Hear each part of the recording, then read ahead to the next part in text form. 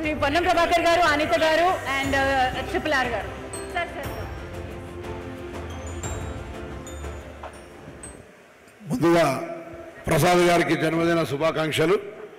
అదేవిధంగా కళామందిర్ ఫౌండేషన్ ద్వారా ఈరోజు జరుగుతున్నటువంటి సామాజిక కార్యక్రమాల నిర్వహణకు సంబంధించి ఇన్ని సామాజిక కార్యక్రమాలు చేస్తున్నటువంటి ప్రసాద్ గారికి మరొకసారి అభినందన తెలియజేస్తూ, సామాజిక కార్యక్రమాల అనేటువంటి మాట జీవితంలో ప్రతి ఒక్కరి జీవితంలో కూడా ఎంత పర్సెంట్ అనేది కాకుండా తప్పకుండా అందులో భాగస్వామి కావాలి అనేటువంటి ఒక అంశాన్ని ఈ సందర్భంగా మనందరం గ్రహించాలని కోరుతూ, మరి అనేక రంగాలుగా మనం ఇప్పుడే వీడియోలో చూసాం. వారి యొక్క సేవ, వారి యొక్క ఆలోచన విధానం సమాజానికి మార్గదర్శకత్వం అవుతుందని ఆకాంక్షిస్తూ మరొకసారి ప్రసాద్ గారికి జన్మదిన శుభాకాంక్షలు.